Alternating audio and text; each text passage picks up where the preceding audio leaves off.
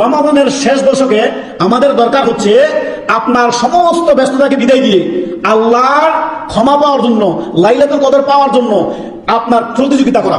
শেষ দশকে কোরআন তেলাওয়াত দিয়ে, নেক আমল দিয়ে, দান সাদাকা দিয়ে, তওবা ইস্তেগফার দিয়ে, এইভাবে করে যাবতীয় নেক আমল দিয়ে আল্লাহর কাছে ক্ষমা চাওয়া এবং রাত্রি জাগরণ করা।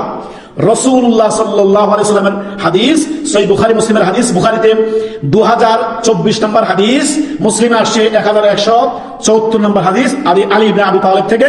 তিনি বলেন, রাসূলুল্লাহ সাল্লাল্লাহু আলাইহি ওয়াসাল্লাম যখনই রমাদানের শেষ দশক আসতো তিনি নিজে জাগতেন, আহাল পরিবার সবাইকে জাগিয়ে দিতেন।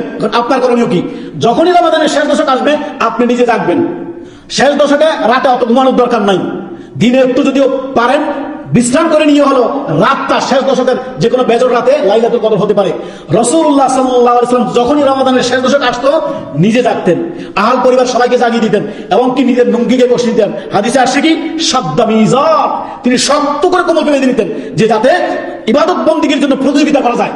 কেননা এই রমাদান মাসে আপনার শেষ দশকে উম্মুল মুমিনিন আয়েশা রাদিয়াল্লাহু আনহা থেকে বর্ণিত, তিনি বলেন নবী সাল্লাল্লাহু আলাইহি সাল্লাম এত মেহনত পরিশ্রম করতেন, এত তিনি রাত জাগরণ করতেন, এত ইবাদত বন্দেগী করতেন, আল্লাহর ইবাদত বন্দেগী করতেন তিনি, সুবহানাল্লাহ, মা লা ইয়াজতাহিদু ফি গায়রিহি, তিনি অন্য কোনো দিন আমি দেখিনি রমাদানের শেষ দশকের মতো তিনি এত ইবাদত বন্দেগী বাড়িয়ে দিতেন। সুবহানাল্লাহ সুবহানাল্লাহ। ওদের আপনার আমার করণীয় হচ্ছে রমাদানের শেষ দশক যখন আসবে আপনার যারা প্রবাসী আছে নিজেদের বাড়িতে নিজেদের স্ত্রী পুত্রের খবর নেওয়া, নিজের আহাল পরিবারের খবর নেওয়া, যারা দেশে আছি নিজের স্ত্রী পুত্রকে নিয়ে রমাদানের শেষ দশকে নিজের আহাল পরিবার ছেলে মেয়েদেরকে নিয়ে আপনি ইবাদত বন্দেগীতে মশগুল থাকবেন আপনি শেষ দশকটা অন্ততপক্ষে। কেননা এমন একটি রজনী শেষ দশকে রয়েছে, লাইলাতুল কদর খায়রুম মিন আলফি শাহর, হাজার মাসের থেকে উত্তম রজনী হচ্ছে লাইলাতুল কদরের একটি রাত।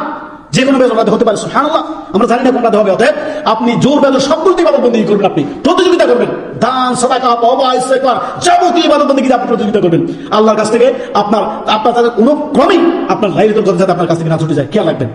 হাত্তা মাতলাইল ফজর, ফজরের আগ পর্যন্ত আপনি ইবাদত বন্দেগী করতে থাকবেন। শেষ দশকটা বিশেষ করে, সারা বছরে তো অনেক রেস্ট করেন, সারা বছর তো অনেক বিশ্রাম করেন, শেষ দশকটা একটু কঠোর মেহনত ইবাদত বন্দেগী করেন, এতেই রয়েছে আপনার কল্যাণ।